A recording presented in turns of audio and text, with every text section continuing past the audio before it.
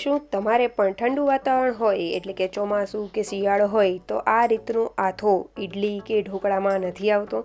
તો એક વખત જરૂરથી મારી આ રેસીપી ટ્રાય કરજો. આ રીત તમે એક વખત જરૂરથી ઘરે અપનાવજો. બહુ સરસ એવું રિઝલ્ટ આવશે અને એકદમ આથો આવી જશે, એકદમ ઉભરાઈ જાય ને એવો આથો આવશે. અને ઇડલી તો પોચી રૂ જેવી અને મોઢામાં મૂકતા જ ઓગળી જાય ને એવી બનશે. તો વિડીયોને એન્ડ સુધી જોતા રહેજો કે કઈ ટ્રીક આપણે યુઝ કરીશું. તમારું સ્વાગત છે મારી ચેનલ હિના રૈયાણીઝ કિચનમાં અને આપ સૌને મારા જય શ્રી કૃષ્ણ. તો ચાલો શરૂ કરીએ આજની આ રેસીપી. તો સૌથી પહેલાં આપણે આ રીતના ચોખા લઈ લેશું. તો તમે જોઈ શકો છો મેં અત્યારે સ્પેશિયલ ઇડલીના ચોખા કહેવાય છે એ રીતના ચોખા લીધેલા છે અને કોઈ પણ કરિયાણાની દુકાને મળી જશે. એને પક્કા ચોખા પણ કહેવામાં આવે છે. તો આ ચોખા તમે કોઈ પણ એક વાટકીનું માપ સેટ કરી લ્યો. એ 3 વાટકી જેટલા ચોખા લેવાના છે. મેં અત્યારે મેઝરિંગ કપ લીધેલો છે એટલે મેં 3 કપ જેટલા ચોખા લીધેલા છે. અહીંયા એવું કોઈ નથી કે તમારે આટલું જ કરવું, તમારે ઇનકેસ ઓછું કરવું હોય બેટર તો તમે નાની વાટકીનું માપ પણ સેટ કરી શકો છો. તો એ પ્રમાણે તમારે આગળનું મેઝરમેન્ટ લેવાનું છે. હવે આપણે આ ચોખાને એકદમ સરસ રીતે ધોઈ લેશું. તમે જોઈ શકો છો આપણે ચોખાને ધોઈએ છીએ એટલે કેવું પાણી થઈ ગયું છે. તો આ રીતે 2 થી 3 વખત એકદમ સરસ એવા ચોખાને આપણે ધોઈ લેશું. તમે જોઈ શકો છો મેં અત્યારે વાસણ થોડું નાનું પડતું હતું એટલે મોટું વાસણ લઈ લીધેલું છે. તો ચોખા એકદમ સરસ ધોવાઈ ગયા છે. હવે તેમાં આપણે પાણી એડ કરીશું. પાણી સરખું એવું એડ કરીને તેને પલાળવા માટે રાખી દેશું ઢાંકીને. ત્યારબાદ આપણે અડદ લઈ લેશું. અડદ આખા ફોતરા વગરના મળે તો એ પણ લેવા, અથવા તો આ રીતની અડદની દાળ લેવી. તો 1 કપ જેટલું આપણે અડદની દાળ લેશું. તો 3 ભાગના ચોખા અને 1 ભાગની અડદની દાળ એ રીતે આપણે માપ લેવાનું છે. તો વાટકીના માપ પ્રમાણે પણ એ રીતે જ કરવાનું છે. તો અડદની દાળને પણ સરસ રીતે પાણી એડ કરીને આપણે ધોઈ લેશું. હવે તેમાં આપણે સરખા પ્રમાણમાં જેટલું દાળ પલળી જાય એ રીતે પાણી આપણે એડ કરી દેશું. ત્યારબાદ મેં અડધીથી પોણી ચમચી જેટલી મેથી આ રીતે ધોઈને આપણે એડ કરી દેશું. મેથીથી બહુ સરસ એવો આથો આવે છે અને આ રીતે મેથીને ધોઈને આપણે પલાળવા માટે તેની સાથે જ રાખી દેશું. તો આ બંને વસ્તુને 7 થી 8 કલાક માટે પલાળવા દેવું એટલે એકદમ સરસ એવું પલળી જશે. તો તમે જોઈ શકો છો આપણા ચોખા પણ સરસ એવા પલળી ગયા છે. 7 થી 8 કલાક ઉપર થઈ ગયું હતું. ચોખા એકદમ સરસ એવા પલળીને તૈયાર થઈ ગયા છે, ફૂલાઈ ગયા છે. તો હવે આપણે તેને મિક્સચર જારમાં લઈ લેશું. તો ચોખાને અત્યારે આપણે નિતારીને લેવાના છે. અહીંયા આપણે નહીં તો છાશ કે ન તો આપણે પૌવા કે કાંઈ પણ વસ્તુનો ઉપયોગ નહીં કરીએ તો પણ આપણી ઇડલી કે આપણું બેટર છે તે બહુ સરસ એવું થશે. તો આપણે ચોખા એડ કરીને તેમાં થોડું એવું જ પાણી એડ કરીશું. જેટલું પાણીની જરૂર પડે એ રીતે એડ કરવું પીસવા ટાઈમે. અને પીસવાનું એવું છે કે એકદમ ફાઇન એવું બેટર કરવાનું છે. તમે જોઈ શકો છો આ ફાઇન એવું મેં પીસી લીધેલું છે. બહુ કણીઓ રહે એ રીતે નથી કરવાનું. એટલે આ રીતનું આપણું જે મિક્સચર છે તે થઈ જવું જોઈએ. તો હવે આ રીતે આપણે એક મોટા વાસણમાં કાઢી લેશું સૌથી પહેલાં. ત્યારબાદ જેટલા ચોખા વધ્યા છે તેને ફરીથી આપણે મિક્સચર જારમાં એડ કરી દેશું અને તેને પણ સરખા એવા આપણે સરસ એવા પીસી લેશું. એક વાતનું ખાસ ધ્યાન રાખવું કે પીસવા ટાઈમે બહુ વધારે પાણીનો ઉપયોગ ન કરવો. જેટલું જરૂર પડે એટલો જ કરવો. જ્યારે આપણું બધું બેટર રેડી થઈ જાય તો જરૂર પડશે એટલું પાણી પાછળથી એડ કરી શકાય. પણ વધારે જો પતલું બેટર થઈ ગયું તો હેન્ડલ કરવું અઘરું પડે. એટલે એ વાતનું ખાસ ધ્યાન રાખવું. તો હવે આપણે ચોખાનું બેટર તો રેડી થઈ ગયું છે. તેને પણ મોટા બાઉલમાં કાઢી લીધેલું છે. હવે આપણી જે અડદની દાળ અને મેથી છે તે બંને વસ્તુ સરસ એવી પલળી ગઈ છે. તો તેને પણ આપણે મિક્સચર જારમાં એડ કરી દેશું. દાળ પણ બહુ સરસ એવી ભાંગી જાય ને એવી સરસ એવી પલળી ગઈ છે અને બહુ ફૂલાઈ ગઈ છે, સરસ એવી થઈ ગઈ છે. આખા અડદ ફોતરા વગરના મળે તો એ પણ લઈ શકો છો. તેનાથી પણ રિઝલ્ટ બહુ સારું એવું આવે છે. હવે મિક્સચર જારમાં આપણે એડ કરી દઈશું અને અહીંયા પણ આપણે એ જ પ્રોસેસ કરવાની છે. તેમાં જરૂર પડે એટલું જ પાણી એડ કરવું, નહીંતર એમનેમ જ પીસવાની. તમે જોઈ શકો છો આપણી દાળ સરસ એવી પીસાઈ ગઈ છે અને એકદમ સ્મૂધ એવું પેસ્ટ મેં બનાવીને તૈયાર કરેલી છે. એટલે આ રીતની જ કન્સિસ્ટન્સીવાળી તમારે બેટર કરવાનું છે. અહીંયા જરા પણ બહુ દાણા રહે એ રીતનું નથી કરવાનું. હવે મેં જે મિક્સચર જાર હતું તેમાં જ પાણી એડ કરીને તે પાણી આમાં એડ કરેલું છે. એટલે જેટલું જોઈએ એટલું આપણે પાણી એડ કરીશું. તો હાથની મદદથી અહીંયા આપણે સૌથી પહેલાં બંને બેટર મિક્સ કરીને આ રીતે હાથની મદદથી ફેટી લેશું.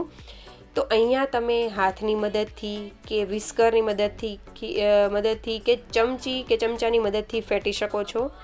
અહીંયા આપણે હાથની મદદથી ફેટવાનું એક રીઝન એ પણ છે કે તેનાથી આપણા હાથની ગરમી પણ એડ થશે અને સાથે એક જ ડાયરેક્શનમાં આપણે 3 થી 4 મિનિટ કન્ટિન્યુઅસલી આ રીતે ફેટવાનું છે. એનાથી શું થશે કે અંદર નાના નાના એર પાર્ટિકલ એટલે કે તેમાં હવાના કણ ભરાશે, એટલે જે આપણું બેટર છે તે સરસ એવું ફૂલાઈ જશે અને ફ્લફી જેવું થોડું થઈ જશે. તો આ રીતે ખાસ કરવાનું, તેનું રિઝલ્ટ બહુ સારું આવશે. ઘણા લોકોને એવું હોય છે કે તેનાથી બેટર સારું નથી બનતું હોતું કે તેનાથી ઢોકળા કંઈ ફૂલાતા નથી હોતા. તો તમે આ પ્રોસેસ જરૂરથી કરજો, આ પ્રોસેસને સ્કીપ ન કરવી. અને તમે બેટરમાં જોઈ શકો છો કે કેવા એર પાર્ટિકલ્સ બનેલા છે, અંદર સરસ એવા નાના નાના બબલ તૈયાર થઈ ગયા છે. એટલે 3 થી 4 મિનિટ તો કન્ટિન્યુઅસલી ફેટવાનું જ, એને સ્કીપ જરા પણ નહીં કરતા. હવે આ રીતે ફેટાઈ જાય અને આપણું સરસ એવું બેટર થઈ જાય એટલે મેં આ રીતનો ડબરો લીધેલો છે. કોઈ પણ ઊંડું વાસણ લઈ શકો છો, તપેલું કે એવું કંઈ પણ. અને એને આપણે અડધાથી પોણું જે છે વાસણ એ આપણું ખાલી રહે એ રીતે રાખવાનું છે. હવે તેને ઢાંકીને આપણે ઓછામાં ઓછું ઠંડુ વાતાવરણ હોય એટલે 12 થી 14 કલાક જેટલું તેને આપણે ફર્મેન્ટેશન એટલે કે આથો આવવા માટે રાખવું પડે. તમે આથો આવવા માટે જે ઓવન હોય છે તેનો પણ ઉપયોગ કરી શકો છો. તેને ગરમ વસ્તુથી આ જે બેટર છે તેને ઢાંકીને પણ રાખી શકો છો. અથવા તો તમે તડકામાં, ઉનાળો હોય તો તમે તડકામાં પણ રાખીને, શિયાળામાં પણ તડકામાં રાખી શકાય, પણ એટલું આપણને રિઝલ્ટ ન મળે ઠંડુ વાતાવરણ હોય એટલે આ રીતનું તમે કરી શકો છો. પણ મેં આ રીતનો ડબરો લીધેલો છે, તેનાથી મોટી સાઇઝનો, અને તેની અંદર મેં રાખેલું હતું. તો તમે જોઈ શકો છો આપણે ઢાંકણું ખોલ્યું ત્યારે કઈ રીતનું આપણું જે બેટર છે તે ફૂલાઈ ગયું હતું. પહેલાં તમે જોયું હશે જ્યારે મેં બેટર ભરેલું ત્યારે અડધાથી પણ વધારે એવો ડબરો ખાલી હતો, અને જ્યારે આપણે ડબરો ખોલ્યો ત્યારે કેટલું બેટર ઉપર બારે આવી ગયું હતું. તમે જોઈ શકો છો એકદમ ફર્મેન્ટેશન આવી ગયું છે. એર બબલ પણ તમે જોઈ રહ્યા છો અને કઈ રીતનું ઉભરાયું છે તમે જોઈ શકો છો. આટલું તેમાં આથો આવી જાય છે. બહુ સરસ એવું રિઝલ્ટ આવશે. અહીંયા કોઈ પણ પૌવા એડ કરવાની જરૂર નથી કે છાશ કે દહીં કાંઈ પણ એડ કરવાની જરૂર નથી. એમનેમ પણ તમારો આથો આ રીતનો જ આવશે. પણ જે આપણે ફેટવાની પ્રોસેસ છે ને એ સ્કીપ નહીં કરવાની. હવે આપણું જે બેટર છે તેમાં તમે જોઈ શકો છો સરસ એવી જાળીઓ પડી છે.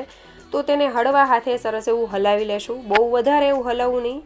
તો તમે જોઈ શકો છો આપણું બેટર કેવું તૈયાર થયું છે, એકદમ સરસ એવું થઈ ગયું છે. તો હવે તેને આપણે સાઈડમાં રાખી દેશું. અને તમે જોઈ શકો છો ચમચામાં પણ નાના નાના એવા એર, જે આથાના જે નાના નાના એવા એર બબલ હોય ને તે પણ દેખાઈ રહ્યા છે. ડબરામાં પણ તમે જોઈ શકો છો કેટલો આથો આવ્યો છે.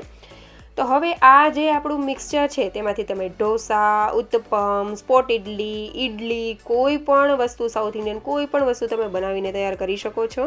હવે જ્યારે આપણે કંઈ પણ ઇડલી કે એવું બનાવવું હોય તો તેટલું બેટર લઈ અને તેમાં સ્વાદ પ્રમાણે મીઠું એડ કરી દેશું. અગાઉ આપણે મીઠું એડ નથી કરેલું એટલે અહીંયા આપણે મીઠું જ ખાલી એડ કરવાનું રહેશે. અને જો તમને બેટર બહુ ઘાટું લાગતું હોય તો તમે તેમાં પાણી નાખીને એડજસ્ટ કરી શકો છો અત્યારે. હવે આપણે જે બેટર છે તેમાં સ્વાદ પ્રમાણે મીઠું નાખીને મિક્સ કરી લેશું સરસ રીતે. અને ત્યારબાદ ઇડલીનું જે સ્ટેન્ડ છે તેને સરસ એવું તેલથી ગ્રીસ કરી લેશું અને ઇડલી સ્ટેન્ડમાં આપણે બેટરને એડ કરી દેશું.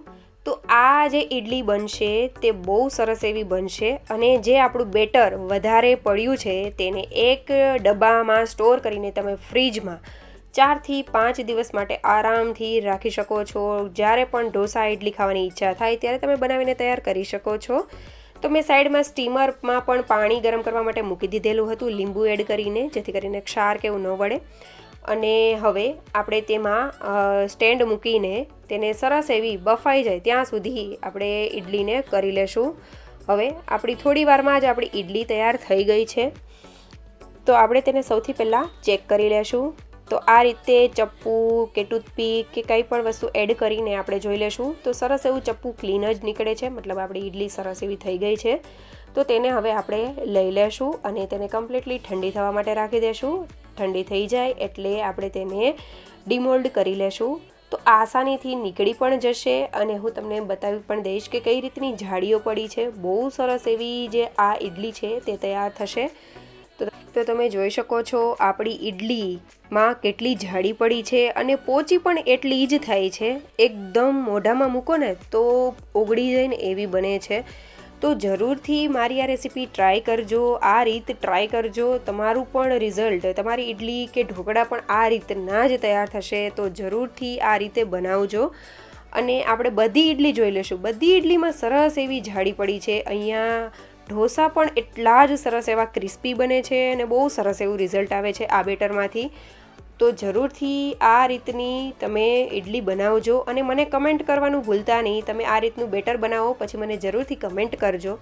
આ બેટર બનાવવામાં જે ફેટવાની પ્રોસેસ છે તે હાથ દુખાડી દે એવી લાગે તમને, પણ એમાં જરા પણ આળસ નહીં કરતા. બહુ સરસ એવું આવું જ રિઝલ્ટ તમારું પણ આવશે. ઇડલી જ્યારે પણ બનાવશો આટલી જ સોફ્ટ અને આટલી જ જાળીદાર બનશે. તો જરૂરથી આ રીતે બનાવજો અને મને કમેન્ટ કરવાનું ભૂલતા નહીં. અને જો તમને મારી રેસિપીઝ સારી લાગતી હોય તો લાઇક, શેર અને સબસ્ક્રાઈબ કરજો. બાજુમાં પેલી ઘંટી જરૂરથી દબાવી દેજો જેથી નવા વિડીયોનો નોટિફિકેશન સૌથી પહેલાં તમને મળે. Thank you for watching.